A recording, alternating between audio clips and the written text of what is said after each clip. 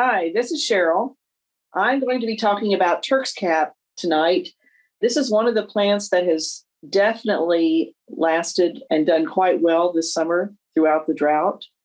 Still blooming and needs very little water. The Turk's cap is also called the wax mallow, a red mallow, a Texas mallow, or a Mexican apple. Turk's cap is a deciduous spreading shrub and usually grows 2 to 3 feet, but can grow up to 10 feet. It has bright red pendant hibiscus-like flowers that never fully open. Their petals overlap somewhat, resembling a Turkish turban, hence its most common name. The variety name of this plant is named for Thomas Drummond, a naturalist from Scotland who traveled throughout Texas. And his goal was to travel from one end of Texas to the other, but unfortunately he passed away before he could finish his project. Living conditions. Turk's cap can be planted in sandy, loamy, clay, and limestone soils, but it seems to grow best in moist, well-drained woodland soils.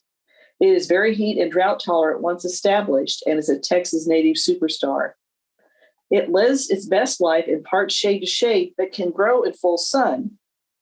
In its native habitat, it is most often found along streams, on edges of woods, and on wooded limestone slopes and edges. It blooms from May to November and ranges from Texas coastal plain east to Florida and also to the West Indies, Mexico, and Cuba. Propagation and care.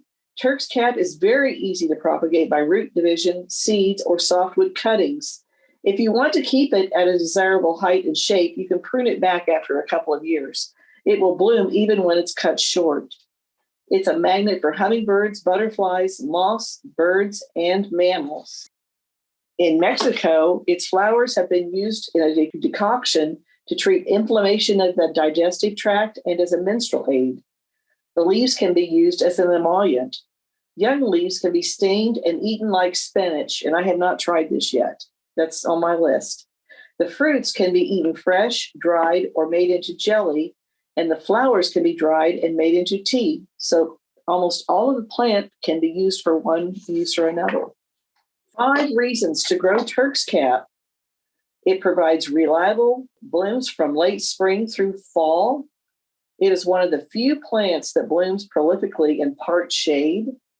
It grows well in a variety of sunlight conditions. However, it may get mildew in full sun.